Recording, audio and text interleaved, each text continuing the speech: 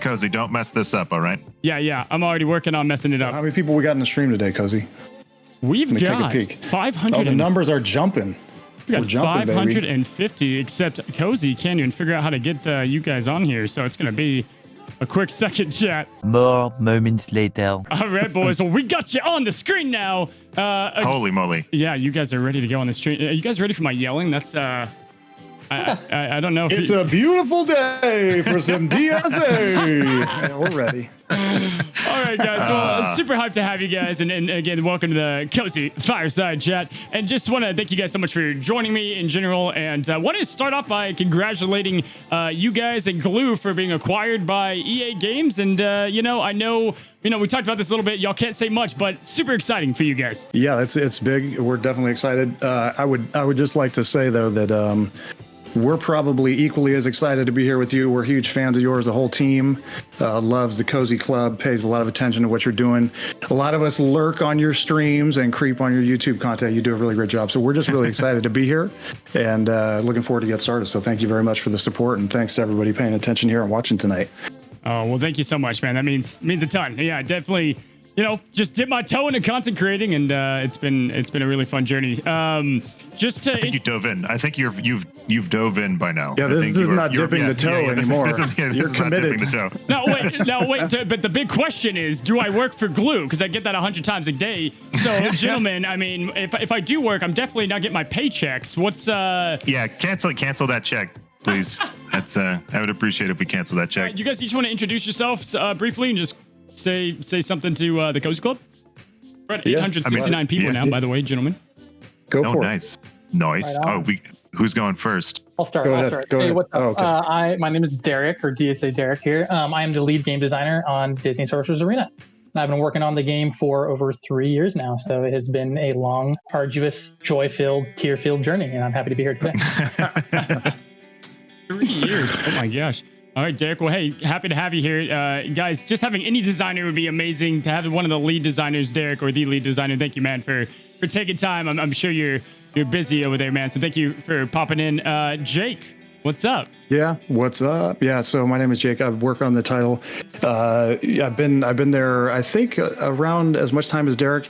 However, I was not involved in the Disney Plus episode of the Disney Insider, which, if you haven't seen that, does feature Derek quite prominently. I think that's episode 5 of the show Disney Insider on Disney Plus. Yeah. That's a plug to go check that out. Yes, yeah, I mean, solid plug. Yeah, it's pretty cool. We were excited to be a part of that for sure. But yeah, been on the product for quite a while. Had a chance to do a lot of stuff. Definitely, just kind of try to help these guys do. I give Brian a hard time. That's one of the main things I do. I've known Brian for a long time, so my job is to try to stir him up a little bit. But anyway, excited to be here. Man, that's coming up on almost a decade now, I think, of knowing you. That is true. Yeah, we've been friends. We worked together for a long time. Be fully transparent. I could probably answer a lot of questions about Brian or Meathead and vice versa. Put him in the chat. Put him in the chat. Yeah, well, we'll talk more about how he came to DSA too, if you want. But yeah, we're super fortunate to have both these guys. I will just say, I always like giving people kudos. Derek is definitely one of the most talented designers I've ever been around. Great human being, and has done a lot of good stuff for our game. Brian is an exceptional community manager, guy who's out there on the front lines every day. And it was really important for us to bring him on. Honest to God, when we started, Brian was probably hired after me, but we brought him on because we really wanted to make sure that we were embedded in the community from minute one. It was really important to us. I'm sure there's some folks, I heard some names that you called out that I think were around in beta as well. So I think that they know Meathead well from that, and he's been huge for us. So really proud to be here with these two gents. Yeah. So, Chad, just to briefly talk about that brief moment I did get with you, Derek.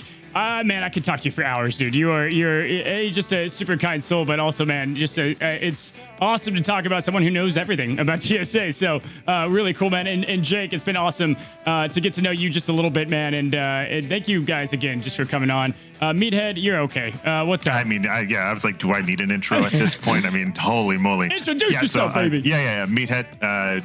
Some of you folks might know me by that. I've been on this project for 3 years now, I think. I don't know. What is time these days, right? But yeah, I've been enjoying every single minute of it. So happy to be here. Absolutely. Yeah. I mean, I'm pumped to do a little Q&A. Well, guys, I mean, you guys talked about it a little bit. Over the last year, right? The entire world has been in a pandemic, right? And, my first question, I mean, just to kind of like start this thing off is like, how was launching a game? You guys literally pretty much launched a game as a pandemic started. How was that? And was there anything that was, just you had to adapt to? Yeah, well, I mean, I can start it off. I'm sure everybody has their own story. I mean, look, we're fortunate to do what we do and that we can do it from our homes, and we don't take for granted the fact that not everybody can do that. So first and foremost, just want to kind of acknowledge that, we feel pretty fortunate to be doing what we're doing. And yeah, we did it from our home and probably most of us in our pajamas. I mean, real talk, it was, I think, 2 weeks before launch, right around mid-March, was when we first got the word that we were going to be, on quarantine. And we figured that's probably a month. I think everybody at that point pretty much thought we'd be doing like a month at home. We were kind of excited. I know that there's great snacks at the office, so I think everybody was worried about snacks. I think I recall Brian loading his bag up, loading his bag up. I did.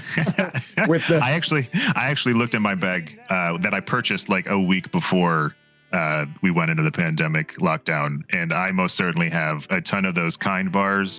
You already had it. Essentials only. You open up the drawer next to Brian's desk. It is just packed full of canned coffees, kind bars. I totally. Seaweed. If Brian had a fire at his house, if Meathead had a fire, I could totally see you just like scrambling to the kitchen, like leave everything else. The photos, the family photos could stay. Grab the food. And something that we're proud of. I mean, early on, the thing that I think we held on to was we started getting a lot of really, really nice comments from people about the game and about how it was helping carry them through quarantine. I actually probably have this one. I could find it, but we had a mom write in about the fact that her and her kids had made this club, and the dad was in the club, and they were all playing together, and it was like, oh man, you know what, this is cool. Like, we're certainly not by any means trying to say that we're frontline workers. Big shout out to all the people that are actually working really hard on the front lines. But we were doing something that was bringing people some joy, and I think that's really cool. So we rallied around that, and we've been doing it ever since. I don't think I've seen Brian or Derek in person for over a year, which is a shame because they're fun dudes to hang around. And I'm sure. I mean, how is it for you? How's your quarantine, Cozy? It's so it's interesting. I started out in hotels, as you guys know. Everyone, I was working in hotels, and that was absolutely crazy. One of the industries that got hit the most. I was in a somewhat of a director's position, and I had to lay off a bunch of people. I mean, that was a really tough time on that end, and having brutal, to, right? Yeah, and then just I'm a lover of people. I'm a hugger. I'm a handshaker, and so like to kind of rewire myself, and I see someone and give them like the people's elbow or something. Like it's a weird. It was like it's like I'd rather do nothing. It's like the dead fish handshake. But so I had to deal with kind of interacting with guests in a weird way, and we had like a freaking fish tank at the hotel. But as now I perfectly blessed that my career path now has led to content creation, and now I'm at home. So it's definitely. It's been different, but you know what, man? Just grateful that I know I'm blessed more than some people can say, and so definitely excited about that. I can't even imagine you guys developing a game in general is probably tough. But I can't. It's just like the communicational piece. I can't even imagine. Speaking on that hand contact thing, like Zoom is great, right? But we're all sick of Zoom. I mean, like I hate it. I hate it now, and I feel like it's tough to keep even people in school and stuff keep their attention. But thanks for asking, man. Yeah, it's different for sure. Man, we've got a bunch of questions, y'all. I'm excited to start asking. Okay, so I already. I got questions too, so fire away. Yeah, be prepared. Be prepared. I saw someone say in the chat that it's cool to see my journey or whatever. Guys, go back to my first video if you want to see how bad I was on camera, and that you guys ugly. It was pretty bad. I'll give everyone who's watching this, I'll give you a little insight. There's a mic on the camera there. It's not even plugged in. So on my first video, I had a mic in the shot that wasn't even working. So don't be like Cozy. All right. Well, I already see it in the chat, devs. I've seen it now a few times in the chat, and in my YouTube videos, kind of everywhere I see in the community, I get a lot of feedback on PvP and, matchmaking in general. And, sometimes PvP can be a chore, and I'm not trying to offend you guys, but it can be a chore, and it's definitely, in my opinion, it's the best feature that you guys have, and it makes you guys stand out so much. The intricacies and the strategicness behind DSA. How do you plan to work on PvP and just improving, teams to be more viable outside of everyone's favorite Big Hero 6? Yeah. Well, a lot of stuff there. Derek, you want to go first? Yeah, go for it. I'll kick it off, and we can riff. Yeah, I mean, in general, like I would agree with you too. I think it's one of the things that sets our game apart in the space. Our PvP, our live PvP is awesome. I love the way it feels. I love, I think it's really great, and we want to lean more into that and make more meaningful experiences out of the PvP, if that makes sense. So, right now I think we have this good baseline, this thing that's always there. You can always play it, but like you said, it can become a chore. Like I'll admit it as well too, right? It's always there. You can do it as much as you want. And so I think we want to make systemic improvements and additions to our live PvP that highlight the more competitive nature of PvP, that bring people together for shorter amounts of time and more concentrated amounts of time, and do things that can push on different team comps in ways that don't necessarily just feel artificial, but have kind of tie in with content and everything. I'm being a little vague, I know, because we're actively talking about these things right now on the team, and I can't lay out too many of the details because we are still hashing them out. But in general, revamping the mode in a way where if we can run more limited time events and things like that around the mode that kind of bring people together around these kind of like focal points, if that makes sense. Okay. Awesome. I think, I can advance that a little bit. So, I mean, just a general caveat, I think we probably should have said this at the top. We're a bunch of devs that are sitting here with you on a stream, and our development directors and our creative directors aren't here to tell us when to stop talking. So we're going to go ahead and just caveat that things that we say may or may not come to life. All right. That's just a fact. But that being said, when it comes to PvP, so for sure, PvP is one of the things we're most proud of in our game. So one of the biggest challenges that we took on, and we partnered with Disney on this, was how do you make Disney characters battle ready? Some of them are naturally battle ready, some of them aren't, and they're more challenging. The perfect example is Ariel. And one of the reasons why we're also fired up about this game was things like when you put a trident in Ariel's hand, suddenly she goes from this character who you don't imagine fighting to, oh, I really get it. Yeah. Like she's going to nuke you with the trident. And so with that, we've developed this really cool PvP experience where you're taking your most beloved characters into battle, and that part works really well. And I think you're right. I think it is one of the cooler parts of our game. And we want to jazz it up through things like additional systems. So Derek mentioned a leaderboard system. He maybe made mention of some live ops PvP stuff coming, some limited time PvP things that actually ask you to dip into your roster more creatively, as opposed to just sticking with your top meta team, right? So there's that we have planned for. Those things are actually not too far out in the future. If I can actually squint and think that I can see in the near future a leaderboards challenge system that's going to come into the game that's going to allow us to create basically events around anything in the game. So if we want it to be, you are going to have to, crit with Ariel 10 times in order to move up the leaderboard. We have the ability to do that. If we want to have it be that you use wild teams, we can do that. So we're going to introduce that here soon. And I think that's really the tip of the iceberg. I think the thing, and listen, I know what everybody wants. You all want the, I'm taking on Meathead. I'm bringing my whole roster against his whole roster. And I think that we have things like that planned, probably not as near term, but that stuff is coming as well. So I think when it comes to, do we love PvP? Are we as invested in it as everybody? Hell yeah, I play all the damn time, right? So, look at your background too, man. I was noticing all the Disney stuff that you have back there. Like, I love that you're not a dev with like white walls. You've got you got the poison apple back there. You got some Disney stuff. I see. We're definitely, we're Disney geeks here in the family for sure. But to wrap up the PvP thing before I probably said enough that might get us in trouble. We're fully committed to PvP this year. We've got exciting stuff going. We have some of our best talent working on some of our upcoming PvP stuff right now. And I think it's going to be great. I don't know. Do you guys disagree, Brian and Derek? You with me on that? No, absolutely. I've seen a lot of the design. Anything? No. I mean, I've seen the design docs, and I've talked to both Derek and a couple other designers on the things that we're bringing forward, and I'm pumped about them. I'm excited about the differences in those projects, which is always good. You just don't want to keep putting out the same thing over and over again. But I'm pumped for that. And as far as like the comment of like PvP being a chore, I know folks. I mean, I hear it all the time, and I also I talk about it all the time. Is the amount that you need to fight in PvP, or the amount the entire club needs to hit for those achievements. That is being looked at extensively to change, hopefully here in the near future, so they don't have to worry about putting that much time into something, and allows you to experience other parts of the game and not feel like you have to just keep being in PvP constantly. Totally. And I think that's going to be a common thread you're going to see a lot this year with the systems we're trying to address is we want people to be spending meaningful time in the things they do. Like everyone on the team has played hero collection games for years and years and years, and we know what it's like to get to a point where maybe some systems feel a little stale or it's just a chore in your day.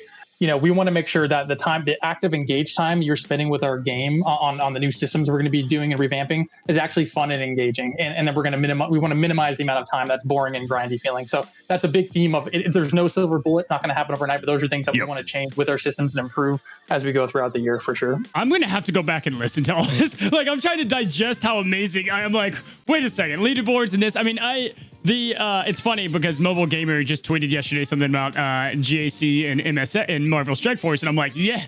I mean, so I know you guys have heard that, and I'm glad that you guys, just from what I've been able to see so far, you guys just seem to listen to the community really well, and so. I mean, any of those features is super exciting. I mean, I have fun, and I try to come up with segments just to do live PvP in alone. But to add these extra incentives and kind of, try to use a scarred Lion King team. I mean, that gets me beyond pumped. And I think everyone's, we all love Big Hero 6. We're all big fans, right? I love Go-Go. But, maybe it's time. Go-Go rules, yeah, for sure. Maybe it's time she chose. No, 100%. Yeah. I mean, one of the simplest things we're looking at doing, and it won't be too long from now, is just making it easier for you to matchmake. And we may even call this the cozy rule, the cozy feature, because watching you set up your cozy cup and knowing how arduous that is to get that going, the idea that you could just matchmake from your friends list or from your, through chat is something we're looking at to implement as soon as we can. So just, again, in the idea being that, I really do. So Derek is as much as I love Derek, he's also a huge critic of the way I play our game, and he's quick to point out tactical errors. As a matter of fact, let's talk. Yeah, tactical errors. He's the original tactical error. Let's just throw that out there. It is true, but boy, I really want to take him on because I play and I'm getting better. We haven't seen each other in a year. I might have this game down now, so I want to be able to go, Derek, you ready for a battle? Let's go, instead of having to go through hoops. So that stuff is coming soon too, and again, all in the spirit of trying to make this thing more fun. I think Derek hinted at this. If there's something in the game that is broken or isn't fun now, it's probably on our radar as something that we want to touch up. We're not looking at this going, all right, we did it. Like, the game's out. Woo! It's more like we are very young. As a matter of fact, we're coming up on our 1-year anniversary. I don't know if you know that, but March 24th is our 1-year anniversary. We're just getting going, so like there's things in there that take a little bit of time to flush out. And now we're, in a place where it's like, okay, we've got a great foundation. What's what are things we'd like to dust up? Wow, PvP is so core to our experience. What can we do to make that even more fun? And that's really the spirit of the whole year. 2021 is all about that. I just want to commend you guys. I mean, you guys are less than a year. And from what I've told people in the past is you guys got a lot of people coming from these games before, like Swagam and SF and whatnot. They're coming here. And the fact that you guys took on expectations, essentially. People had expectations because they've played those games before. And I feel like you guys have done a good job keeping up with that. And so cheers to many years to come. That's wow. I'm excited, guys. I'm excited. I guess I'll go ahead and ask the next question if that's okay. Do you guys have any other things to say about PvP? I'm all ears. I'm all ears, baby. I think we've definitely dove into that PvP question maybe more than we should have, but that's fine. Yeah. A healthy dive. Yeah. So, PvP, thank you guys for addressing that. I mean, that's definitely something I care about a lot. Another game mode that I don't want to poke too much at, but for me, it's got to be like the thing I probably drag the most. And like, I'm just doing it each day, and that's going to be Club Dungeon. I'm just curious, like, Club Dungeon's experience. You guys planning to add more levels? Kind of what does Club Dungeon have in store? And is it what y'all kind of had it meant to be in the first place? I think some of those, I think bottom line, the best way, and I think Derek should probably take the majority of this, but like, put it like this. I think we have ideas to optimize Club Dungeon and make it really cool. And it's one of those things that it is core to the player's experience. I think the quality that we turned out on the Ursula raid, really kind of, shows us what can be done in large scale features. Not that, at the time when we made Club Dungeon, it's tons of fun, but at some point, it's a feature that we want to dust up. So, I mean, Derek, I think you should probably talk a little bit about some of the fun stuff, because I know you've been working pretty hard on this. Totally, yeah. So totally hear what you're saying about the mode. Like it's, you get it. One thing when we first put it in, like, oh, this is kind of cool. Like, pick the door. I didn't get it. I got it. But it's been around for a while. And I think when I started kind of thinking about this feature, I kind of thought about, okay, well, I'm going to pinpoint what I think is lacking and what I want it to do. And I think some of the keywords that bubbled up were creating opportunities for cooperation, for strategy, for decision making. Those are kind of some of the words that started bubbling up in my head when I started thinking about what I like about other game modes and other games that have other club-based features where you're working together to get through content. And so if you look at what there's now, it's very much on rails. You're going through, you're picking a door, you get it or you don't, right? There's no decision making, there's no strategy around that. That's not necessarily engaging on the long scale when you're doing this for a year or something, right? So those are kind of like the driving tenets of my my thoughts for the redesign of this feature as I'm working with the team to redesign it. Like Jake said, I can't give the specifics. I pull the spec up anything right now, but I can say that those are the things that I want to support and the things that I think are important to it. And giving club leaders ways to drive that or implement that strategy and communicate that strategy to club members is super important. I always really get giddy in games when there's ways for me as a club leader to kind of, point everyone else on what they should be doing and kind of lead and educate on the mode and how it can be played best and to break it down. And in that regard as well, too, another thing that I kind of tie into, and this kind of ties into a lot of my personal gaming habits of late, or as I look a lot at like roguelikes and things with generated content, things that are a little bit different every time you play. So a lot of that stuff is seeping into my own personal design for things I'm looking at this year that I'm working on. And I think, if done right, can really give a system legs to go the distance and longevity for replayability. And so those are a lot of things that I'm thinking about that kind of driving my outlook on the feature. Hopefully that kind of addresses your question. The one thing I do like about Club Dungeon, I like that idea that there's some exploration behind that door if I get that door right. And I think that but it doesn't necessarily always pay off. And I think that in the spec, at least the one that Derek has sold me on, exploration is one of the things that really pops out. You really get a chance to, the decisions you're making as a club are actually meaningful. You're going to, be pursuing cool rewards. I mean, Derek, I think you should talk a little bit about the reward ideas that we have in there, because I think there's some really fun stuff in there. But, I think that going and accomplishing something with your club is so much. It's just rewarding, right? Like, who doesn't like when you're jazzed as a group? Oh, we did it! Yep. And I think the new idea or the new spec definitely encourages that. I think we'll deliver that payoff to clubs, right? Like, ooh, that's so cool! Did you see that? Yeah. I also feel like describing it more like I mean, this is gonna be like a quick, but like expressing it more like a crawl than a door knocker. I think would better set the expectation of what we're trying to do. Yeah, absolutely. Yeah. I feel like the skeleton's there for like something really great. And it's that when I first started, I actually like really enjoyed what you guys were saying, like the exploration. When I first jumped in, I was like, what's going to happen if I pick the wrong door? Like there was like, I definitely get it. And I'm sure like Derek, Jake and me, I'm sure it's tough to like, I'm sure there's so much y'all want to do and it's just tough to prioritize that and just figure out, what comes next and what comes out and all that. I think the one thing that I would try to encourage players to understand is that we play the game a lot and we hear from all of you a lot, and we're pretty clear on the areas that need to be improved. If they're not being improved as fast as you would like, I understand that. I'm not the most patient fella either.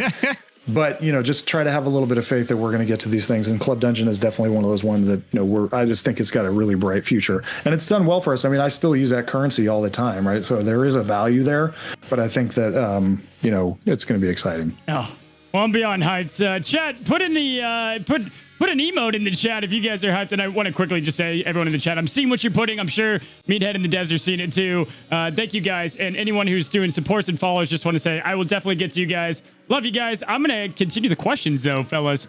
And again, hey, real quick, Cozy, do you mind? My phone is blowing up over here, as I'm sure a lot of folks are. And can I give a shout out? Yeah, do it. Is that cool? I gotta say what's up to my man, Uncle Dan. Brian knows Hey, Uncle Dan. Dan, what's up, Dan? But also, more importantly, Jack, my nephew Jack, is turning 12 this weekend. This dude is a really killer 6th grader, really huge gamer, very talented kid. Very proud of him. Gotta say what's up to my boy. What's up, Jack? Glad you're watching. What's up, Dan and Jack? Welcome in to the Cozy Club. Derek, Meathead, anyone you guys want to shout out? Lovers, people, mom and dad. My dinner that I'm gonna have I after knew it. this. I knew it was gonna be food. Shout out to I knew it. Brian's cat. The cat. Yeah, I'm gonna have some wontons, man. Absolutely, she's sleeping right over here. She's all tired out. All that She does eating two that things. she does. She either sleeps or looks out the window, imagining how she can escape. Oh man! All right. Well, I mean, we've been on the again. I'm gonna have to listen back to break it all down and probably make 10 videos on this. But we're going through the game modes, I guess, right? So we talked about Club Dungeon. Sure. I want to just kind of talk about, if you guys can, I want to talk about Club Conquest. I mean, I really Club Conquest is well designed, and I get what you guys were trying to do, and I like it a lot. I do feel like the 1v1v1 thing's a little bit tough. You get 2v1s and just kind of weird, wonky things, and just curious, like Club Conquest. What are you guys planning to bring to Club Conquest? What do y'all think of the mode so far? Are you enjoying it? What do y'all? I love it. I want to hear y'all's thoughts on it. Well, I think, yeah, I mean, Club Conquest is it's one of those ones where, put it like this, I think we hear constantly people would like that to be 1v1, and I don't think any of us really disagree at this point. I think it's one of those things where, I think any sort of revamp we do of that feature will slim it down to a 1v1 experience. And I think, quite simply, that's the biggest change that we would probably make with that feature. A lot of it works as well, but I do think that we do have some cool ideas about defenses and things we can do there. And maybe if we're lucky, Derek will talk a little bit about that, because I definitely think that's some of the most exciting stuff. But, I think we've heard loud and clear. I mean, put it like this. When you embed Meathead with as closely as he is to the team, you're going to hear what people are loving and what they're not loving. And I think we understand that 1v1v1 causes more issues than it should. And shame on you folks who are out there teaming up against that other club. Yeah. That is not how that's intended to be played. So you know what? But truth be told, yeah, we should. Yeah. We're going to work on that. Yeah, I think in theory too, like we when we were sitting around wondering like what we could do for a club v club type of experience, like the idea of 1v1v1 in our heads was like probably one of the coolest ideas, because it's that big board of awesome with so many 100%. Teams on it. Like it just sounds awesome, and then while we're testing it, it feels good. And like as time progresses and things like that, it evolved to what it is right now. And yeah, I mean, absolutely, I would love to see it as 1v1 as well. It's also just not like we want it to go somewhere else, but like switching the light on and off isn't as easy for code. Like things need to be adjusted, resources need to be handed out. It was a huge project in the first place, and it is going to be a huge project to adjust it in the future. So I mean, the modifiers are great addition. I thought those are good. I mean, they definitely added a little bit what we were talking about earlier, like a use for other teams. I mean, man, I freaking hate going against Sensational Six in there. I can tell you for sure with the whole defense thing. But again, Brian, I think I agree with you. The 1v1v1 thing is such a great concept, and then it's hard to get people to behave and not go 2v1 on each other, but excited that you guys are at least thinking and contemplating 1v1. I think that's for me at least, I can say at least my club, Frontierland, shout out, what's up. I bet you we're going to just be all more involved in general with the 1v1, so excited about that. Yeah, 1v1 is obviously the big mechanical change I think we all agree kind of that we want to tackle, but beyond that, kind of blue sky stuff we've talked about, things that we want to do to further the mode is give a little way to customize the way stuff is laid out, maybe kind of create some, like Jake said, defenses. And again, I don't want to get, this is all blue sky, we're still discussion, caveat, super caveat, everything caveat, everything. But the idea that there's some way, whatever that ends up being, to kind of customize your defenses a bit more is definitely the direction we want to explore with it. So you get another layer of strategy. Because when you get to that end game and you're an elder player, that's what it's all about. It's like we've all got the same pieces. How can who can figure out how to lay them out the best, right? Like, and that's where the game really takes off, I think. So yeah, I guess that's all I'll say about that. I'm getting. All right, I'll say I'm getting more. vibes from Brian. Like, stop talking. I'll say more. I'm just gonna sit here and let you keep going. Yeah, absolutely. You gotta give a little bit of the idea, just a little bit. I'll give a little bit. You can reel me back. So this is stuff that we've toyed around with the idea of, and again, this is the most likely stuff that it's the hardest stuff to do. But what we've always talked about, and this is all Derek's idea. I don't know why he's being coy about this, but there's features. He's being safe. What we're doing, things that we want to do this year should link together. So Club Dungeon should feed Club Conquest, right? So if I'm exploring and I'm in Club Dungeon, then shouldn't I be collecting things that help me in my conquest? And one of the coolest ideas that we have is this idea of boss monsters. So we don't really have any of those in the game, right? There's certain, you're looking at me weird. So imagine if people know the movie Moana, there's a character named Tamatoa. And Tamatoa is this enormous crab, I think, right? Derek, isn't Tamatoa a crab-like creature? So if you could have that as a defensive, if your club had Tamatoa as a defensive unit that it could place in a special way, that'd be pretty cool, right? Because then your conquest wouldn't be just going against, another, your Sensational Six team. It'd be, I unlocked that node, and oh my gosh, there's this huge monster there that we have to figure out how to strategize and take down. So I think that's really where some of the most sort of blue sky cool stuff is right now. Dude, this is you look at freaking. The chat's pretty hyped about this. This is such a great. This is really cool to think about. Wow. Yeah, so we're probably that's cool that idea went well, because it is an expensive thing to develop. But I mean, if you think about Disney, there's always huge characters and small little things that don't make characters. So how did we come up with spells? Spells was things that weren't likely to be a character, but man, they're just iconic Disney stuff that we need to put in. And this idea of boss monsters and how we could fit them in. It's really about characters that you can't do Tamatoa justice by having it be a playable tiny little thing. Tamatoa is this giant creature, so how do we fit that in the game? So it's like mini raid bosses, is what it sounds like. I mean, kind of. Wow, that's the idea, and that's the stuff. And listen, that's the stuff that's the most. I guess gets the most concern about us talking about, because I know how cool that sounds and we know people want that. And that probably does have the most technical challenge associated with it. And so that's why I think we're being a little bit coy on it. But I definitely feel like we want to kind of get a little bit of that idea out there, because I think it's a good one. And I think we want some feedback on it. Yeah. So, I mean, go ahead, Mean. We want to we want to give people an idea where our head is. But we also understand, like, we get easily excitable too. Like, we get on an idea and we go, okay. And then we push it up 10 times. And then at some point we might need to bring it back 5. But if we've already expressed what we want to do 10 times and we can't deliver on that, it's a really bad feeling to put that information out there and then have to reel it back. So that's why we want to make sure, like, we caveat a bunch of stuff and make sure that we're still exciting folks, but also setting expectations. I'm still trying to digest that, but that sounds freaking awesome. And I again, the chat seems really pretty excited about that. Wow. Cool. Wow. That's cool. I can't really watch chat and you at the same time. So if I watch chat, I just end up like falling into it because there's people going crazy. Welcome to I know. I do see some very consistent questions coming through, and very persistent too. There's a few folks that they want it seen. They keep hammering that question in. Well, chat, are you guys excited about that? And also, I seen some stuff about, like, I don't like my club. I'm not in a good club. Guys, go to the Cozy Club Discord. I'm going to plug it in. Why not? We have a looking for a club section. Put your roster, and we have people looking through their clubs, actively looking. Find yourself a club that matches your play style. I mean, that's what it's all about. And I'll have a YouTube video to make it easier for you guys, but I saw some questions in there. So let's keep it going, guys, if you're good with it. Any other notes on Club Dungeon? You guys, or Club Conquest? Are you guys done?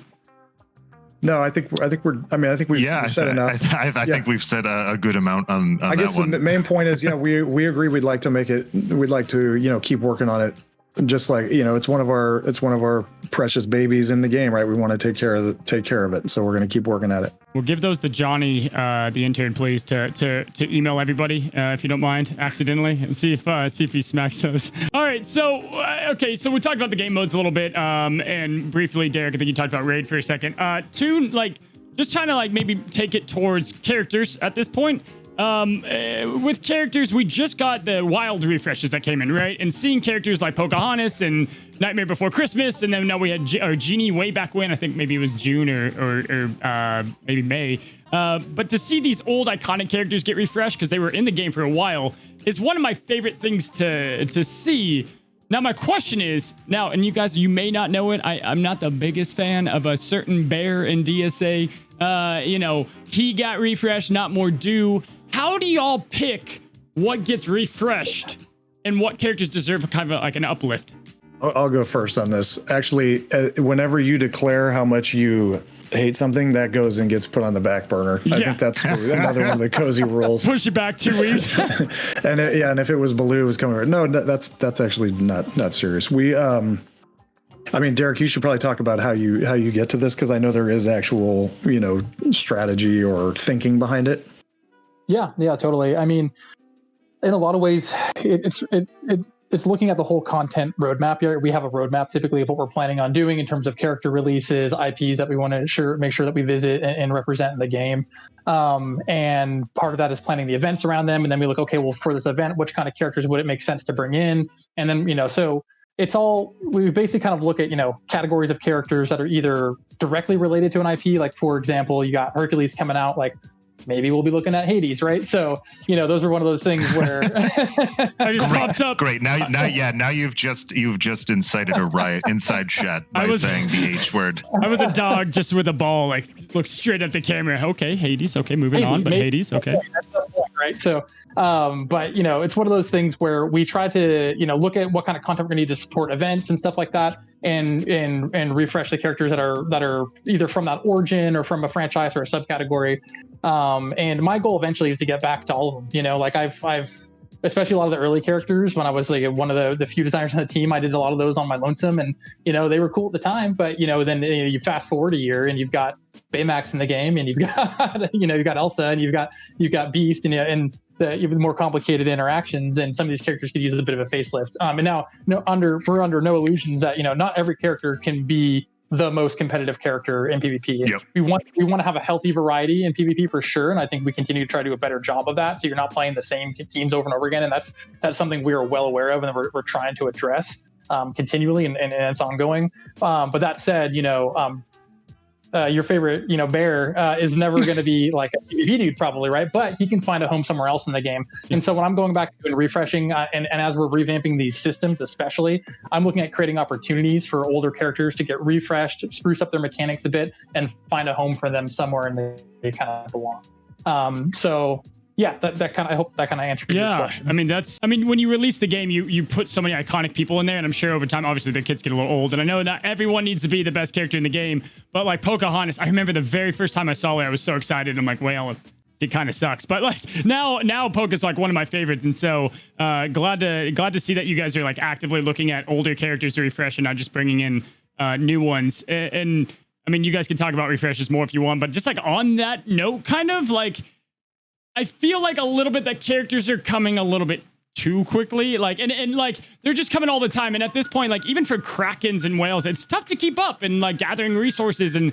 I know for myself, making content, all those things. Talk to me a little bit about y'all's thoughts on that. I guess that kind of all goes back to the introduction of modes and limited time events and things that we're trying to incorporate to make resources easier to get and things of that nature. So that is something that we are constantly thinking about, and we're looking for ways to improve that for the future. So, Jay, you can expand on that, but I just want to throw that in there. Well, main thing I was going to say is that, I don't know whether I agree that they're coming too fast or not, that people, everyone's allowed their opinion. I think that put it like this. We have an opportunity to work with Disney and Pixar to develop their characters. I don't know if you've taken a look lately, but there are hundreds and hundreds of Disney characters, right? Yeah. So part of what is going to keep our game, fresh and vibrant is new characters. So we probably want to try to keep characters going, because I can tell you I have a wish list of at least 60 that I can probably go off the top of my head right now. And at the same point, I think that the more that we can do to make these features require more characters, I think all that stuff kind of goes away. And the only thing that I would say is that, some people, and you get a chance to play, I know you play a particular way, other people play at a different pace, right? So one of my really good friends plays our game quite a bit, and he's not feeling quite as pressured to grab Hercules tomorrow where other folks are, and the opportunity is there for players to get them, at their own pace. But I think the thing is, just trust us when we say that we are a Disney game. Disney has some of the best characters in the world, and we want to continue to support bringing those characters to the game. So we'll find the right balance of features and characters. But by all means, we want, there are a lot of characters out there that we're looking forward to making. Let me commend you too. I'm glad how I do love the characters that come out, and how, I get excited about seeing some of my favorite Disney characters in the game. But now that that's tied with some other content, I think that's, definitely refreshing for everyone to hear. Does anyone have any other things to say about characters? Yeah, I mean, the only thing I was going to say is one thing we learned early on is that there's a huge audience of gamers that love Disney, right? And every single one of those people has their own favorite character. So that's the other thing, is that, we have an opportunity with the relationship we have to tap into a lot of the Disney Pixar IP. Things that are underutilized in our game right now might be like the afternoon related content, Disney afternoons. I think we have Darkwing, we have some gargoyles, but there's some more stuff there we'd like to do. We haven't even begun to touch Disney parks. And when I did glance over at chat, I did see some, somebody wanted Madame Leota, on my wish list, Haunted Mansion for sure. Like, I want those characters as well. Yeah. So I think if you, again, the reason why we're bullish on characters is because of that learning we did early on, which is there's a favorite character for every Disney fan, and we really want to try to bring those characters to this game. And that's just something we're really passionate about. You mentioned lots of Disney stuff behind me. Yeah, I mean, I'm a Disney nerd. Like, I'm really looking forward to the Yeti. When do I get the Yeti, Derek? Can the Yeti get in the game? I want my Yeti. So like we're passionate about the Disney characters. It's just such a unique opportunity actually to be able to work with Disney on these characters. They're just really exciting for us. Yeah, by the way, that ride jacks my back up every single time. Oh, for sure. Everybody. The Haunted Mansion? Which one? No, the Matterhorn. Yeah. Oh, I was like, Haunted Mansion. I was like, it's low key, man. Like, you're getting old over there, man. Matterhorn. You gotta brace yourself for that. Oh, man. I'm taking anti-inflammatories the moment I get off that ride. Oh, yeah. We're going right back. Yeah. We're running it back. Right. The line is small. We're going right back on. Yeah, for sure.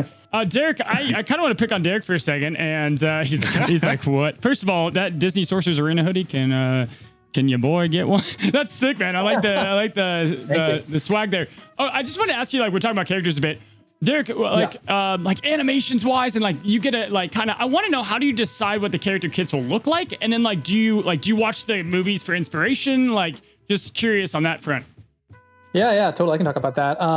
First of all, yes, always watch the movie first. That's like the rule in the design team. If you're designing for the characters, just take however much time you need in the day, go watch the movie, take notes, and actually, we actually have a pretty specific way that we start with each of our character kits. And actually, like our partners at Disney kind of helped us with this early on, because a big thing we want to do is we want to make sure we do the character's service. Like, they need to feel like themselves. Like, we're not going to give a sword to Elsa, like, we're not gonna, that's an obvious example, but like yeah, I mean, that sounds pretty cool. Why but like not? We can do like put a trident in Ariel's hands, and that's kind of walking that line, and that's pretty cool. But there's definitely ways you can cross that line and the characters don't feel authentic, and that's a big deal for Disney. It's a big deal for us as Disney fans over here on our side as well too. And I think that's when you get the coolest characters, is they feel like themselves and they're pushing the edge a little bit and become more combat ready. So the kind of one of the things we do is we look at three aspects of a character when we first design them. First thing is, what are their emotional and physical traits? Like, are they tall? Are they strong? Do they carry any particular items? Are they brave? Are they scared all the time? Are they nervous? Are they a character like Ian Lightfoot, where we're trying to, he's nervous in the beginning, but he's more self-confident at the end? Which version of Ian are we trying to portray in the character when he comes through in the animations and in the game? And so those are all, those traits are the first thing you look at. The second thing is, do they possess any special skills?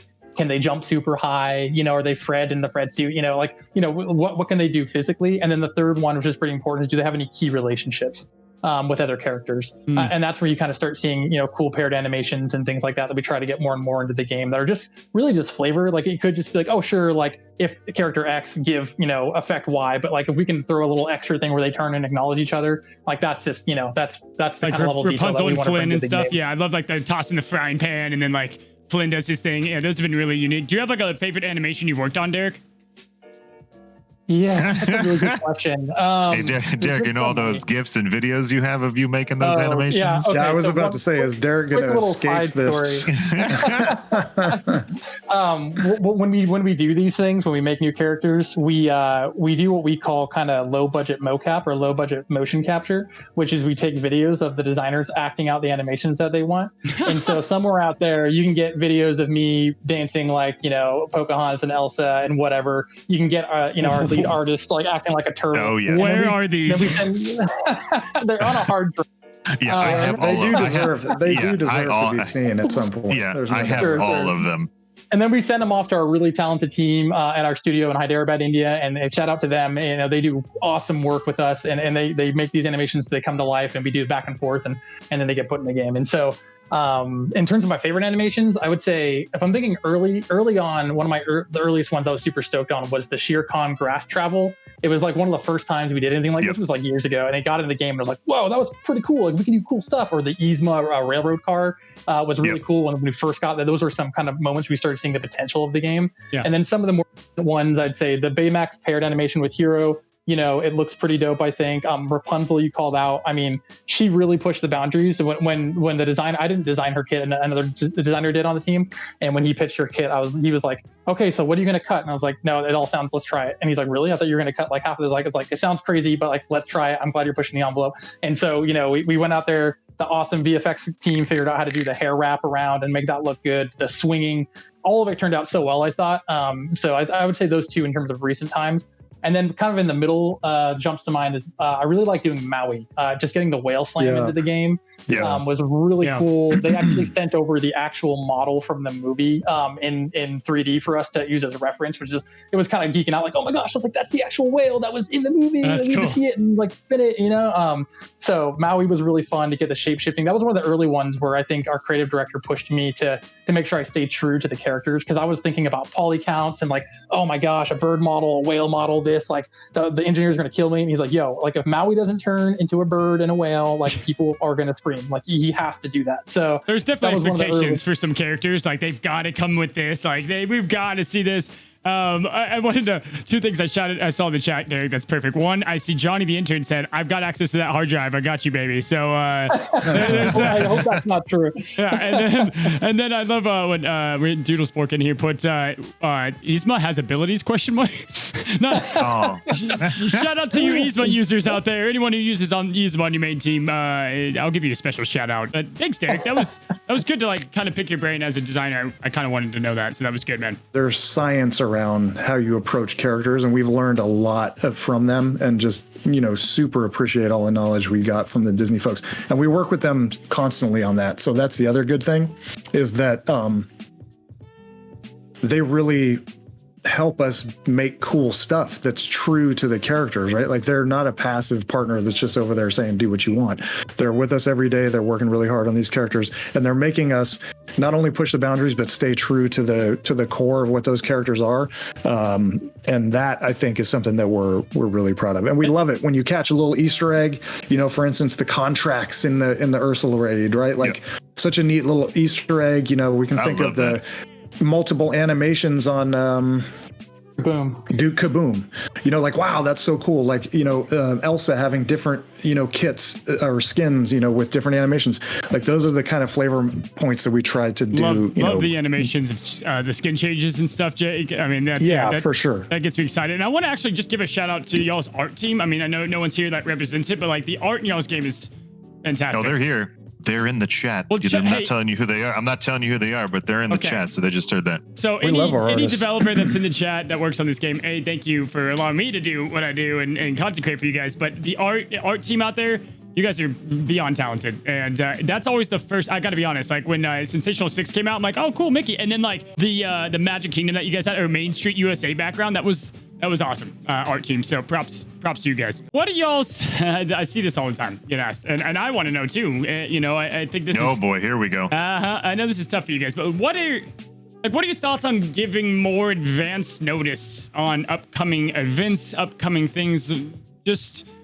You've heard the community, I'm sure. So, yeah, well, we're here to tell you Hercules starts tomorrow. So if you guys are ready, whoa, Chad, Hercules! We're already jumping ahead of that. Yeah. DJ Horn, yeah, he's nice, Meathead. I think we're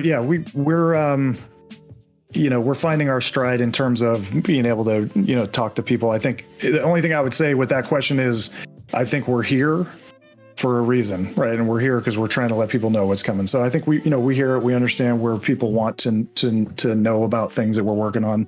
And we'll continue to strive to do better at that for sure. So, I mean, speaking on that, I mean, what are some things that you're planning to bring kind of early 2021, and what are you looking to make, what other improvements and things are you looking to bring in early 2021?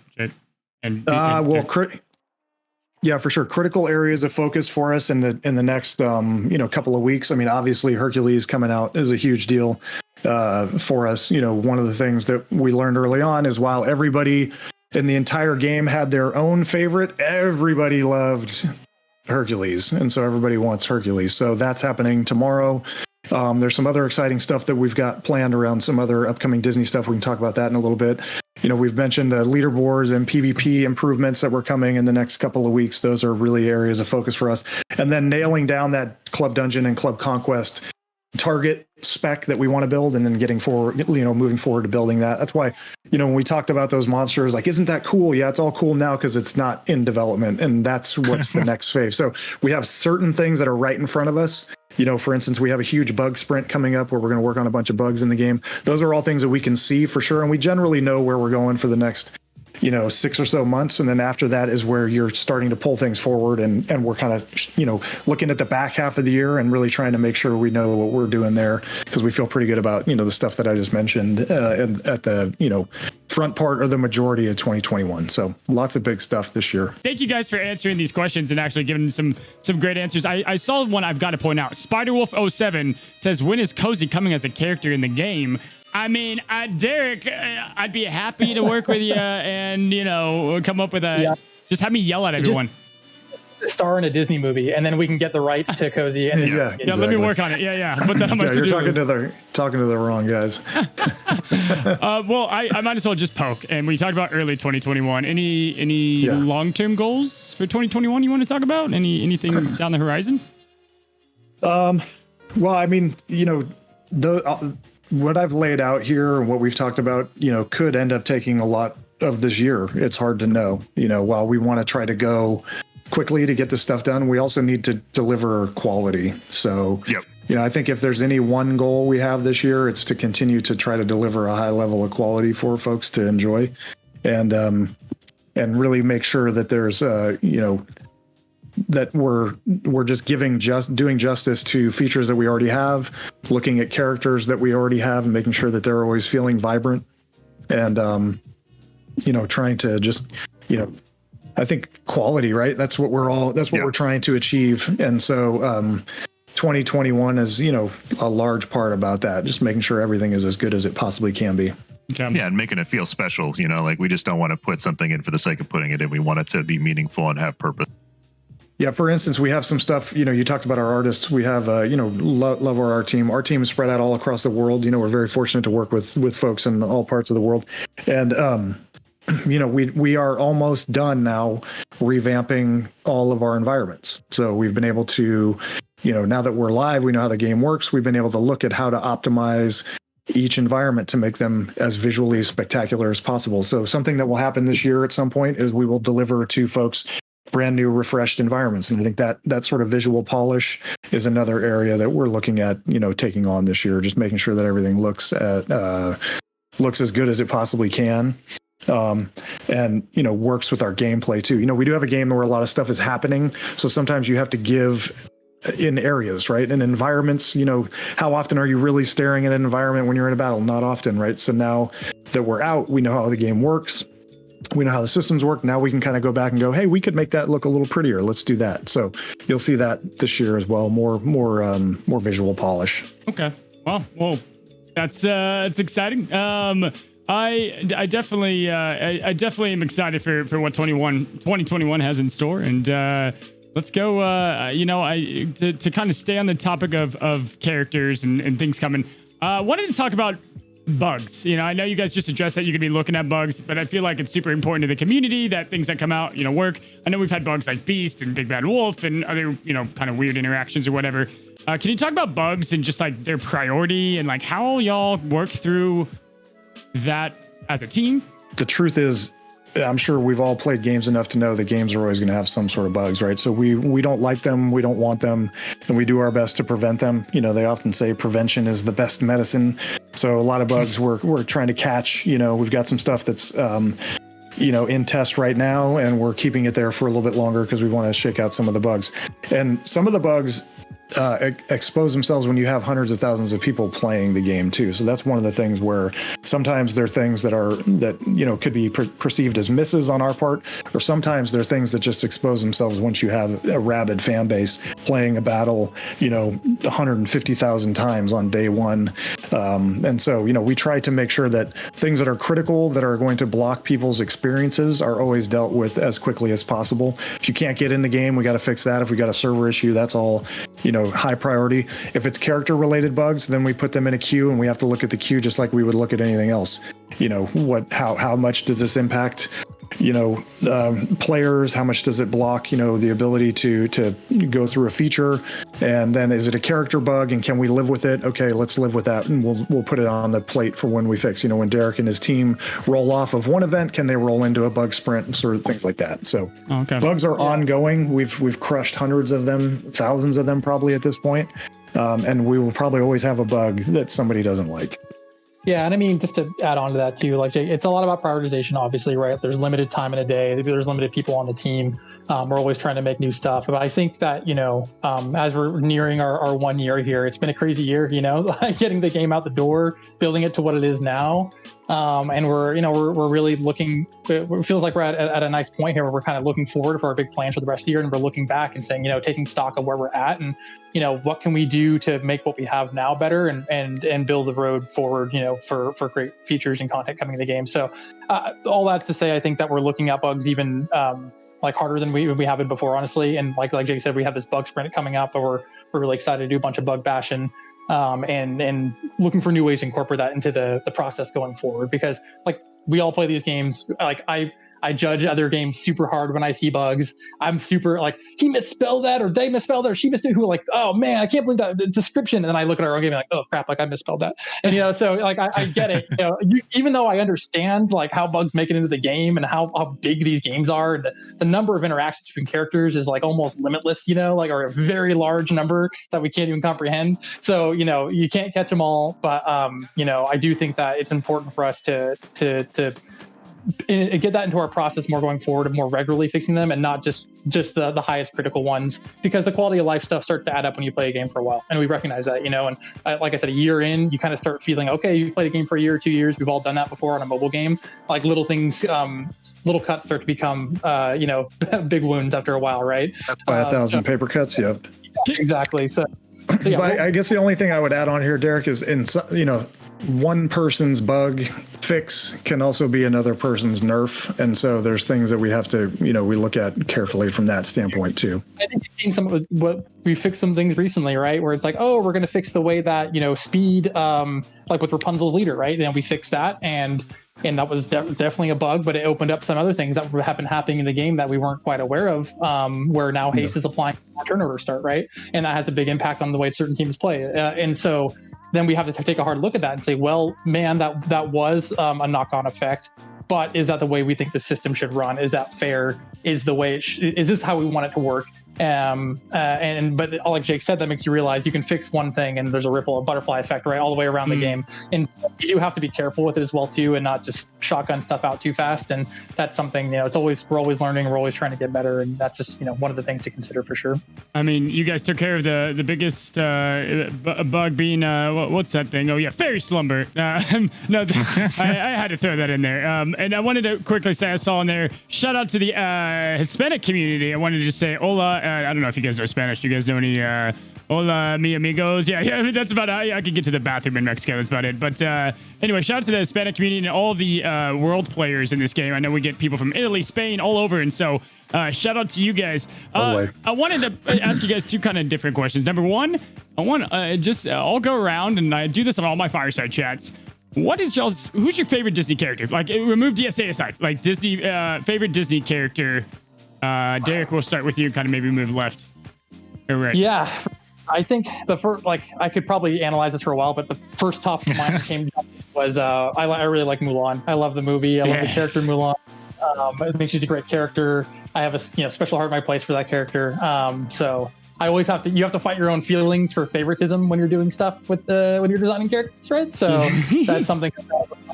But right off the top of my head, that, and then anything from Aladdin is just classic. I was right in that age range where Aladdin, Lion King, those ones were huge for me growing up as well too. I remember seeing Lion King at the drive-in theater with my parents, sitting in our Ford Aerostar, eating popcorn, like all that stuff left a big impression on me. So any movies from that 90s era is going to be huge for me. Question, Derek, with that, do you watch any of my videos? Like, I got one when I did, I found Mulan was working with princesses really well. Like, are you ever oh, whoa, this was found? Like, I'm just curious, I don't think I've ever asked. I'll be honest, I don't watch every single one, but I definitely get highlights, especially from a lot of my design team. They're like, oh, look what Cozy found, and I'm like, oh crap, that's crazy. And I know you're really good at finding those in theory crafting and big brain stuff. So yeah, absolutely. A lot of that stuff makes its way across my desktop for sure. Oh man, that's all. I mean, Meathead loves to tell me I make Lord of the Ring movies essentially for half my videos on links over there. Do. I try. All right, I got a lot to say. Jake, favorite Disney characters? Jake and Meathead. Which one, Jake or Meathead? You want me to go first? Well, I have a lot of favorites. I'm particular to first and foremost, Up is one of my top 3 favorite movies of all time. All right, nice. I love Up. So Carl, Russell, Doug, Kevin, Charles Muntz, those. I just love that movie. I think it's probably because I cry instantly at that movie, and I cry at least 3 other times during the movie, no matter how many times I've seen it. It's actually embarrassing to watch Up with me because I just go but I love those characters. I'm excited to bring them in. I think they're also very challenging to do. Carl Wright, I think, is going to be fun and challenging. I'm also really, you mentioned my Poison Apple. I love the Wicked Queen. Snow White, I think, is brilliant. I can't wait to do this character. I kind of want to show this off, I guess, because she's so cool. So we've got her here, and then on the backside we've got her hag form. I'd love to see these 2 characters come to the game. I've been pitching Derek on this for a long time. I think we have a really cool idea on how to do them at some point. I'm loving the characters that can switch forms and stuff have what's it called? I can't think. Enchantment? No, what? Empowered. Yeah, I love Empowered and how that works. And yeah, that'd be pretty cool. All right, Snow Queen and Up. Wasn't expecting Up. I dig it. Meathead, I think I know yours, but it's probably no secret at this point about who my favorite characters are. They pretty much all come from the Robin Hood animated version of that movie. Robin Hood being my number 1, right? So much so that I'm pretty sure I was the one that annoyed Derek and team to get the sleeping emote put in game a long time ago, and I would not stop bugging them to get that in there. At you too, was who is this guy who just will not? Yeah, because I was right when I started. Actually, yeah, it might have been during my interview process. I was bringing that up too, but I would say Robin Hood's probably my favorite, not only just movie of all time, but character-wise, everything about it. Well, Jake is wearing my favorite. I don't think I've I know I yell a lot, but I don't think I've been hyped enough that my favorite character. I mean, Baymax. I was a big Hero 6 guy because I think it's a very not unappreciated movie, but it just I don't know. I don't think people have seen it enough. Big Hero 6 is one of my favorite. But guys, Hercules coming. I mean, it's gonna be hard for me to beat this hype outside of like some other maybe other Disney franchises. But man, I'm pretty pumped for Hercules. Chat. Yeah, people are stoked for Hercules for sure. Yeah, they've been we've heard that from minute one. Hercules was something that people wanted. Trying to find the right time to do it. The beginning of this year seemed to make a lot of sense. I'm actually really excited about some of the things that we've done recently. I really thought I love Tangled. I think Tangled's a great movie. Makes me laugh, makes me smile. And Flynn Rider, I think, is hysterical. And so getting Flynn in recently was super cool. Very proud of seeing us do that. But yeah, there's so many. I mean, it's endless, really. You could pick a movie and we go, oh, wouldn't that be cool? I've actually seen that in some of your stuff. And one of the things that's funny, I told Derek this earlier, I've watched some of your streams and I see people that have ideas that we thought were really obscure. No way. And I'm like, wait a second. Yeah. They have that same idea. Like that, maybe it's not so unique. I love that, man. And I remember early on, we used to hear a lot about, I don't remember who it was. Meathead would remember. They really wanted Darla from Nemo. I thought, Darla, man, that's cool. Ludgate, that's a good idea. Where's Ludgate? Ludgate, you in here? Where's Ludgate? Darla, you just said the magic word. I think Darla would be a great character, right? I mean, she's Darla's hysterical. So yeah, I mean, lots. Yeah, exactly. So there's a lot that can be done out there for sure. It's pretty endless. There pretty he exciting. is. Darla's now pouring into the chat. Yeah, I've said, oh man, he was like the bat signal just got lit up, and he's like, I'm pretty sure they just mentioned Darla. Oh, Ludgate, we saw that too. I mean, there's a couple things that I've seen that were interesting. We have a really interesting idea for some Ratatouille characters. I saw people talking about that on stream, and I was like, God, man, you know what? I thought that was a unique idea, Derek. Jake's been talking about it for years, and I them like it's an embarrassment of riches kind of thing. We have all these great characters to pull from. But yeah, I mean, awesome. Yeah. Can y'all talk about spells a little bit? Like, kind of like, how do you decide if a character is like worth being a spell or worth being a character, and kind of, or just like your thoughts on spells or whatever in general? Well, I'll Derek, you go ahead, but I want to lead off with how we came to spells, or I want to finish that off. So you can go ahead and say what you were saying, Derek, and then I'll jump in. Sure. I mean, I think obviously, we don't release spells nearly as often as characters. It's been a while since the last one, and in general, it's hard for a lot of us for any character to be made into a spell, because you can kind of see how a lot of characters could be made into full characters. So it's hard to kind of say, well, they just get to do one thing. Like, oh, but I want them to do like 3 special abilities and a passive, and so a lot of these things can be turned into characters. That said, I think we've reserved spells for some of the some of the more unique moments or something, from a lot of these franchises. Bucket of Soldiers is pretty cool, just to have that in the game. But we're going to make a character of that probably, just because you could. I mean, don't get me wrong, like that'd be a great fun challenge. I'd love to actually do that on paper. I think with spells, a lot of what we're trying to do with them is make sure that we've obviously nerfed some spells over time, or changed the way they work. Fairy Slumber and Golden Hammer, things that we felt were just too widely used in terms of that you felt like you had to have them, that's experience that we want to promote. We want to have variety in rosters and in the matches, and so trying to find that balance point of spells has been important for us over time here. And I think as we get closer to that, we're going to start looking back to adding more. Is my goal personally. That's just me speaking. And I would like to have more spells in there that have more specific use cases. Again, whether it be mode specific, squad specific.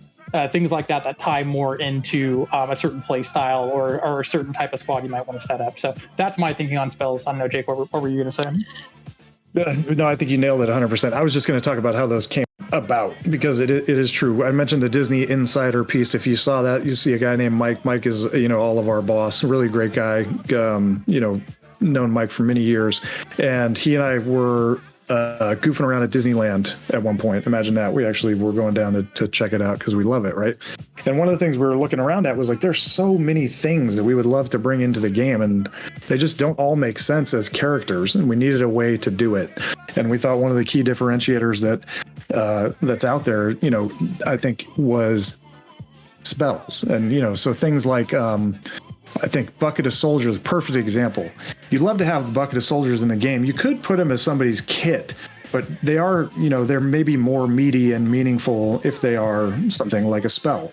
And so, we kind of went about this idea of like, ooh, what else could it be? And then I remember we walked by Winnie the Pooh, and they're right out front of that ride. If you know that ride, there's the buckets of honey, which we still haven't really turned on in the game yet. But that was one of those early things where it was like, the infamous honey spell. Exactly. Yeah. Some of those things are in there ready for their day. And that was like, ooh, that should really stand out. And then you go into Disneyana or any of the other spots where you're collecting stuff at the park and you're looking through and going, ooh, oh, that'd be a spell. And I remember we were just totally dorking out on how spells, anything could be, we could make a spell out of anything. And so we really got jazzed about that idea. Then we implemented it and tried to see if it could amplify gameplay. Can it work in certain scenarios to really turn the tide, right? There's moments where you're feeling, like you're about to face defeat. Can that, meteor turn the tide? Can the hammer help you regain that gameplay? So there is a gameplay reason there as well. But ultimately, things that probably don't fully deserve a kit, or, a character rather, become, go in the pile of things that are spells. And we did at one point have the poison apple in, and I think we removed that with the idea being that at some point we do want to do the Wicked Queen, and that probably should be a part of her kit. So I think we've had to look hard at spells, through the course of time. And yeah, I agree with Derek. We should do some more this year. I think that's a good idea, Derek. Let's write that down. Speaking of write that down. So speaking of like park stuff that you guys talked about, are you guys planning on kind of implementing anything park specific, or are there any plans on incorporating more of that? I mean, it's kind of cool to see Splash Mountain, right, or whatever. Anything you guys might incorporate? I think the short answer is yes. The what it will be, I'm not exactly sure. I can talk about the things that we dream about and love, you know. I mean, I think we mentioned earlier, Haunted Mansion by far is, everyone's super favorite. We haven't really tapped Pirates of the Caribbean as much as we probably could. I think everyone obviously loves that ride. I mentioned the Yeti. I would love to see the Yeti. I know there's Mr. Toad could be cool. Disney World has some very specific characters, Figment. Go ahead, Derek. Yeah. Teacups are a big one for me. I don't know if they're possible even to get in the game, but love me some teacups. Basically all the rides that terrified me at the beginning of the game. So Splash Mountain, Thunder Mountain, the teacups with my dad at the helm spinning us too fast. Those kind of things. Basically. That was my brother. We've got a few more questions. The backside of water, Derek. Got to put that in the game. The eighth wonder of the world. There you go. Put them all in. Hey, real quick, chat. Thank you guys so much for all the support you guys are bringing. You guys are allowing me to do what I do. So thank you guys for sticking around. All right, question. Do you have other franchises? Other Disney franchises do you want to add to the game? Or what other Disney franchises? I mean, we're pretty focused on, the stuff that we have right now, Disney, Pixar, Disney Afternoon. There's a tremendous amount of content there that we want to get to. Yeah, for sure. And I mean, that's the thing where, we've only tapped that really, and I mean, think about, we have some things that we're planning around Halloween, for instance, and we're looking back into content that Disney created, I think in the 50s, that's inspired some of that stuff. So the wealth that we have inside of Disney is really exciting. We're just going to continue to mine that. We've got really outstanding stuff coming up. We have a great relationship with Pixar. And by the way, we've had a chance actually to spend a little bit of time with Pixar, not a ton, but we've had a chance to get over there, and we were invited early to see Onward when that was in development. Ooh. And nothing like seeing Pixar in their development process to understand how professionals are supposed to do this in the creative business.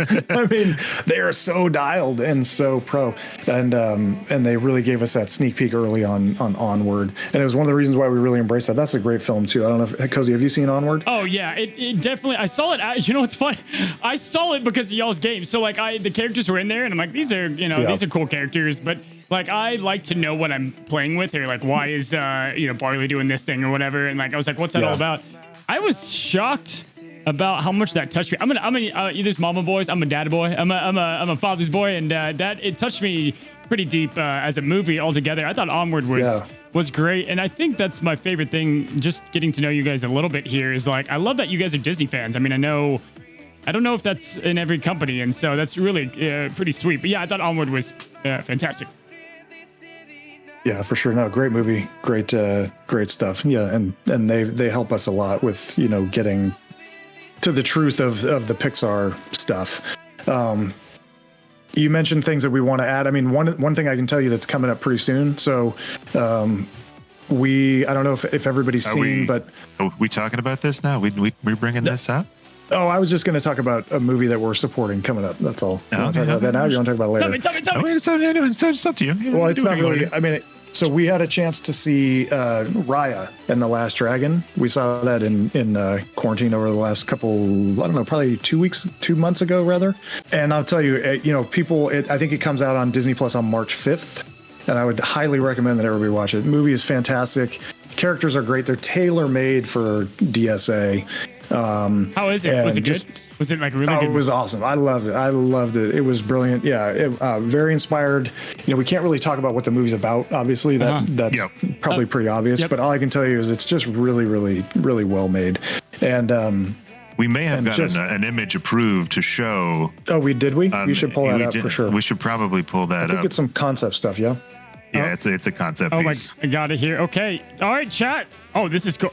All right, chat. Well, here is let me see the emojis, guys, for Raya. It's Raya. Yeah, not Raya. Raya. Yeah. Raya. Yeah, Raya and the Last Dragon. We've got some concept art, guys. Let me pull that up for everybody to see.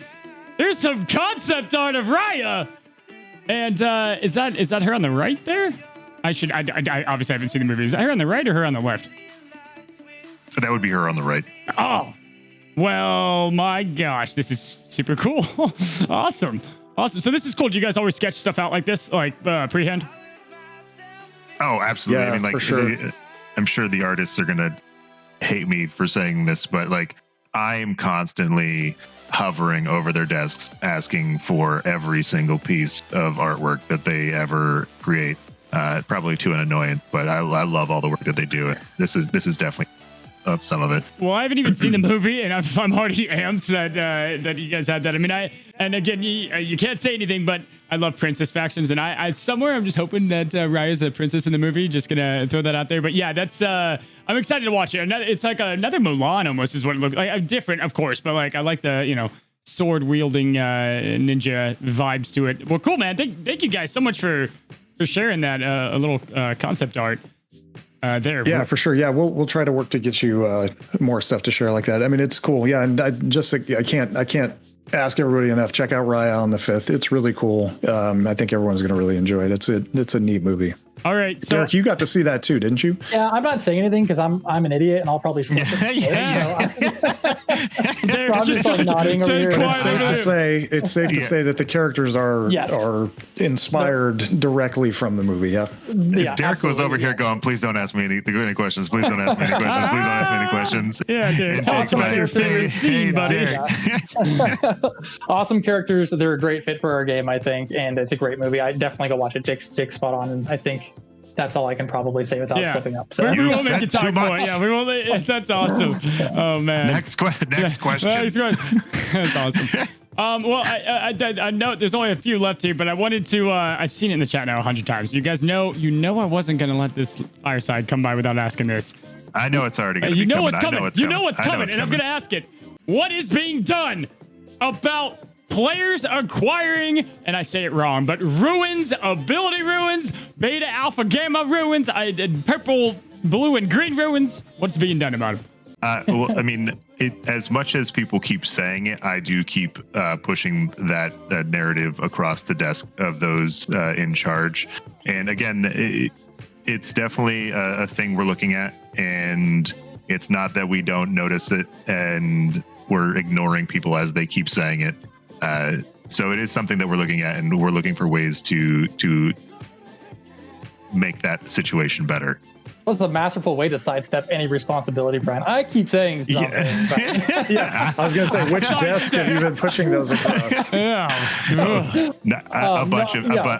A A bunch of desks. Totally. No, it is something that it is a conversation that doesn't just happen. It's not one-sided coming just from Brian to everyone else. We are thinking and talking about it in between designers and product managers. We talk about this a lot, and I personally think, again, I'm not saying what plans are or what's going to happen, but one of the ideas that's out there is to think about, with new systems coming in, new revamps of systems, can we create new streams or additional streams for some of this stuff? And again, I'm not on the PM team. I'm not going to speak for them, about what their plans are for the economy of the game. But that is something that I'm talking to them about as well too. They're talking about amongst themselves. It's known, and for sure we are looking at it. I think that's probably the best answer we can probably give. I could see Meathead just every week, like at the meetings you guys have, like, well, boys, I've got fresh from the Discord. They're looking for beta ruins again. Shut up, bro. Yeah, right. Yeah, I mean. Yeah, we'll get to it. No, I know, just speaking for the player base, people are just excited to use abilities, and so I'm sure that's why, people get, so excited about it. But, well, thanks for tickling that question there, Meathead. Meathead, Brian, Meathead. I call you all of them, but... Meathead, you can call me whatever you want. Meathead will give you... He's in charge of runes, actually. He wants to try to push a responsibility, but Meathead is direct responsible for runes. I am the stopgate, essentially. I am the one person that has the end-all be-all power for runes. So... No, I think one thing, just to tag on to that real quick, the truth is, getting things in the game is something that's always being tweaked, right? So I know that there's been asks for, hey, can you mix up that exchange? Those are things that are always going to get touched. They may not be every week, but those things will absolutely see some refresh happening to them, and I would expect that for any gear piece, any rune, anything. There's always another item we're probably going to introduce into the game, and there's always another place that we can put those things. So just hang tight on that stuff. It'll happen. So with that being said, I guess, like, do y'all ever plan on doing like a passive way to earn items? Like, there's like collection system, right? So like, when you come back to the game, like, I don't know, the 7 doors are mining, beta runes for you or whatever it might be. Like, is there anything that you plan? I thought that was kind of catchy. But do you plan on, Derek's like, maybe. Do you plan on doing anything where you can passively get stuff? And then that way, like, you log in overnight and it's like, even if it's low quantities? Yeah, I mean, like, I with you as well. Like, I love games where I can either skip a day or skip a few hours or something, and I come back and I click one button and it's just like the stream of things get added to my account. Absolutely, I love aspects of those games like that. What I would say is there's not a no ever. Like, we try not to say no, like, in development, just because we always like having ideas and things to look at and think about. But I would say that if we are going to implement something like that into the game, we're going to try to make it extra awesome and special so that it feels meaningful and not just something that gets put in place just because. And there may have been talks of a single character in mind for a system like that. Really? Man, I love the tournament exchange and the club exchange, but like by now I could have like 97-star Kristoffs, right? So like, is there any plans for that? Yeah, well, I think I just mentioned that. We'll look at refreshing those exchanges for sure. I mean, but you got to also understand you're a unique special flower that has all the things.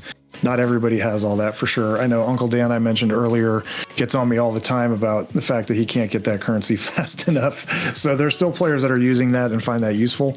And yeah, I think some, refresher in there is going to be cool. And I think the thing that forces our hand on that stuff is we do want to continue to do lots of great characters. And so there's going to have to be a place for them to be found, and we have cool ideas on that too. We've got some folks that are working on a way of maybe exposing how to get those characters in a more seamless way. So we hear you. I hear you on that one. Awesome. Thanks for answering it twice. Okay, yeah. I just want to make sure you're paying attention to it. Yeah. Right. You lost me at World of Warcraft. It's like, whoa, Blizzard. But awesome. Well, boys, any actually, I asked Derek and Meathead. He said World of Warcraft. Just want to see any other. What do you guys like? Like, just give me one random game you guys like.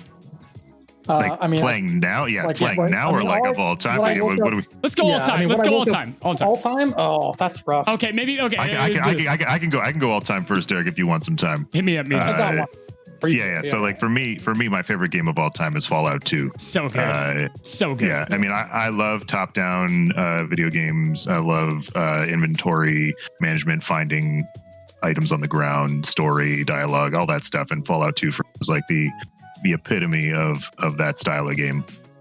Yeah, that's awesome. For me, I think the game that had biggest impact on me in my life probably was Everquest. I got into it at the right time to really form a lot of my like. I was on that playground like talking about orcs, and I was very into Everquest for a while, and that was very formative for me. I won't say that's the best game I ever played because it had a lot of things wrong with it, obviously. But it was a very magical time in MMOs. And actually, I started before I did all this. I worked in MMOs at the very start of my career, so that kind of got me on the path into working in games. So that one stands out as like a special one for me. But just the game that I'm going to bed and thinking about waking up right now is Valheim. Like I can't. I'm buying into the hype. I'm right there, dude. I'm working on my bronze armor. Like it's what I'm thinking about. But as soon as we drop here, I'm going to be thinking about it. My friends just got their server stood up last night, so it's man after my own heart over here, Derek. Man after my own heart. Yeah, I love Valheim. I mean, all time. Yeah, Ocarina of Time. I'm a big Zelda guy. I love Zelda. I'm gonna have to just watch all the Nintendo Direct that came out. Outside of that, I mean, it's tough to beat the games like Skyrim and Fallout. I mean, they're just so. It's like Valheim. I mean, it's so big. I blew days and months and years on RuneScape too. By the way, like way back in the day. So we got WoW, RuneScape, and still going. I know. Yep. It's still people are playing the old stuff too, which is crazy. Awesome, kid. One last. Go ahead. I was just gonna say I don't think EverQuest gets enough credit for sure. I used to know a lot of those guys at SOE. That game is phenomenal. They did a lot of great stuff there. They really, just wow. Hats off to them. I did some work on Star Wars Galaxies at one point, so I had a chance to work really close with the EverQuest team on some stuff, and for sure that game was awesome. I mean, like talk about just setting the standard for your imagination. I mean, just like crazy. The thing that Derek put me onto recently too that I actually never finished was Divinity Sin 2. Oh man, yeah, that's a big game. Oh yeah. Oh, dude, that had me for a while. Like I'd wake up in the middle of the night thinking about my character. I can't even remember what she was, but she was super awesome and just kept getting cooler and cooler. And it'd be like, oh, I got to play Divinity Sin. And then, we're checking out Shadowlands now only because, you got to go back and play WoW when they put it out because those guys are awesome too. But well, yeah, yep. Oh, sorry. I was going to bring it. Derek loves when I bring up this story every single time we talk about Divinity Original Sin, about how he coerced me into spending $60 to get the team to play together. And I think we played a solid 2 times before we stopped playing. I just wanted to make sure that you were exposed to it. It was a gift for you. It's such a great game. That's right. That's right. Yeah. Thank you, Derek. But I think I did the same thing with Red Dead 2. Wasn't that? Oh yeah. You made me buy that game too, and we most certainly only played it one time. That was a good game. I mean, that's pretty solid. I played a little bit of everything. Right now I'm playing Valheim. Yeah, it's killer. Been playing that loads. Wasn't Johnny the intern playing with you the other night too? Meathead? Yeah, exactly. Johnny / Meathead. Yeah. I'm pretty sure I saw him when I was like, what? Shouldn't he be working on the Hercules release? And he's out there with you he's already picking blueberries and getting honey. Absolutely. Yeah. I mean, if you guys want to see Meathead play some Valheim while he's dying, I'm picking blueberries outside the dungeon. See it. Put me in the chat. I want to see that. Oh boy, it's been fun. We do. I did the old school Lion King Disney game, like the Sega game. Like Derek, I don't know if you ever played like the Aladdin or Lion King. Like, oh man, aka the hardest games of all time. Yeah. And then. We've just been playing Valheim lately, which has been a blast. So, Derek, if you ever want to die while I pick blueberries and let you hang out to dry, come on over, man. Yeah, if you ever want to be hold on. If you ever want to be in a scenario where everything's going down and then Cozy goes, you know what? I just don't want to be here right now. And just leaves the rest of the group. Come on. Yeah, just come on down. Come on and hang out with us. Oh, is he that guy?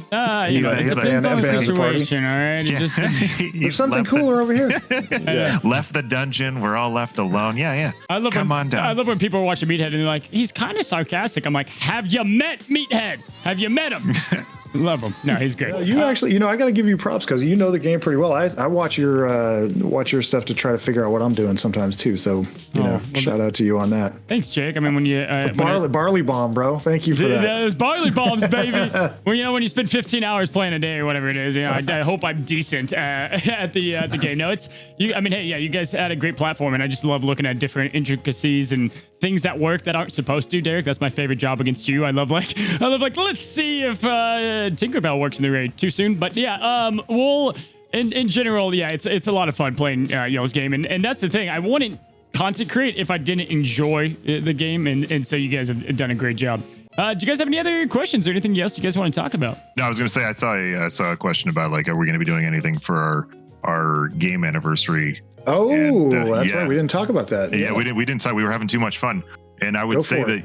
I mean, yeah, we're absolutely planning things for the anniversary, and it's in my mind going to be very much a thank you to the players who are just finding us or have been around for a while.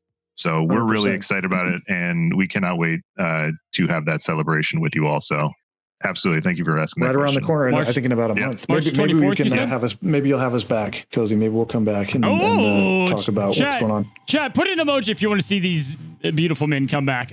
So I saw a couple other questions, a few other questions. So one I saw was they're talking about the Elvis Stitch skin in particular, but just another guy asked just about skins, and is there going to be more skins in the game? Do you guys plan on implementing different ways to get them? What are y'all's thoughts on skins? I saw that. Yes. Yes and yes. Yeah, I mean, different ways to get them and lots of different skins. And, we love to hear the skins that people are asking for. I think when I did glance earlier, somebody wanted Yzma in cat form as a skin.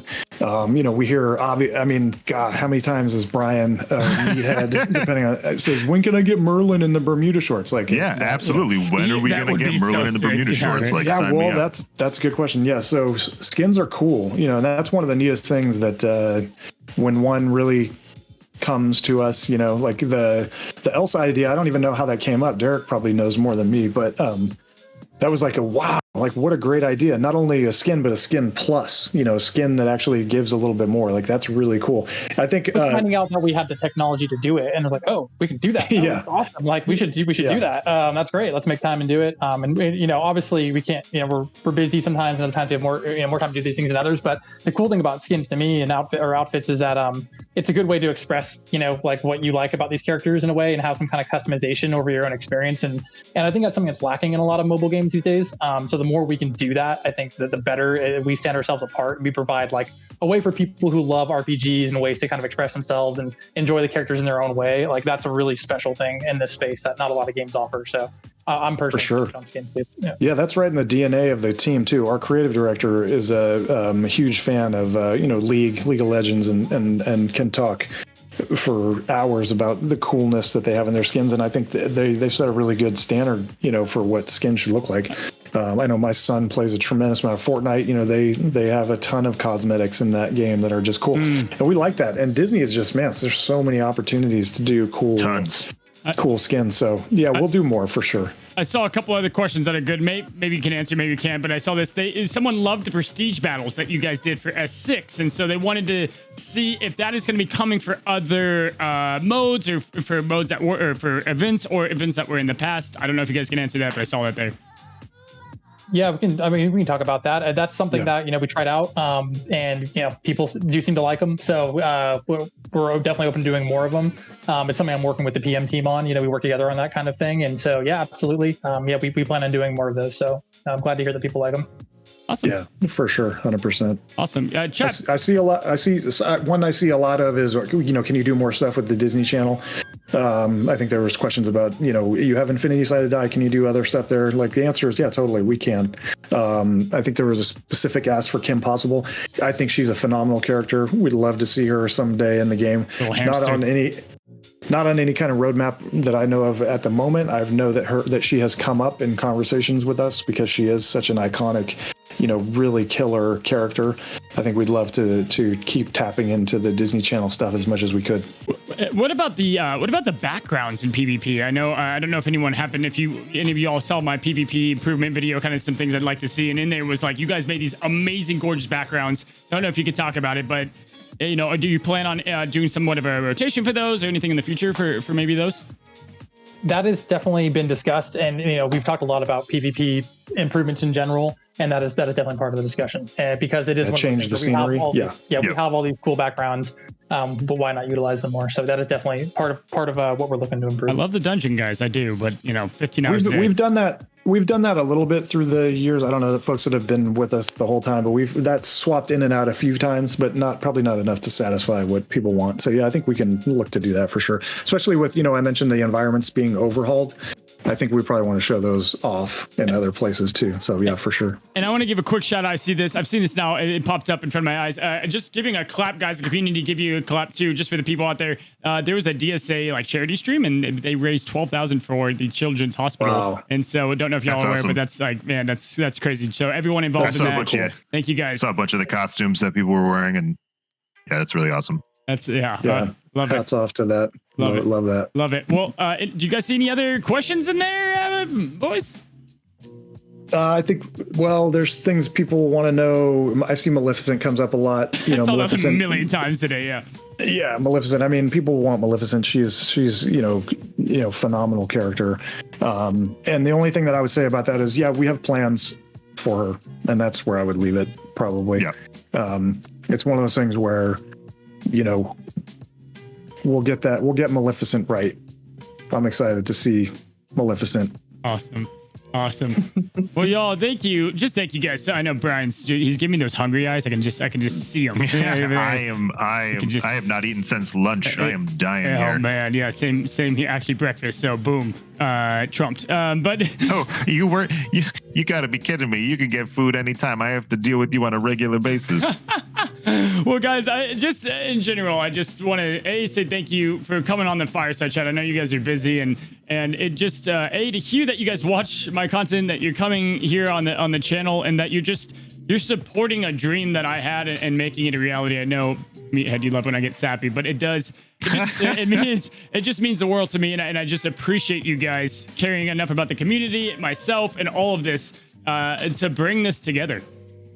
Yeah, right on, dude. Thank you so much for having us. It's thanks for having us. To connect with players like this, and it's on that question earlier about bringing people together during quarantine. It still trips me out to this day. I've been making games over a decade, and to think that the stuff that we make ends up in other people's hands, and they get to experience it, and it does things for them, and it's this really cool opportunity to be here to connect with you and the community. So thanks for having us, man. Really cool. Oh man, thank you so much. The rain comment keeps coming up, Meathead. I think you already answered that. Yeah, didn't you answer that already? Yeah. It's basically letters from all the characters coming in the Hercules event. Well, there you go, guys. There you go. And Hercules, it's coming, I guess, here in the next day or so. But awesome, guys. Well, yeah. Again, thank y'all so much, and hopefully, hopefully we can do this again for the anniversary event. I heard maybe, so that'd be pretty sweet. Yeah, we'll see. We'll see if we can get out of the house. Oh wait, we don't go out of the house. So yeah, we should probably be here.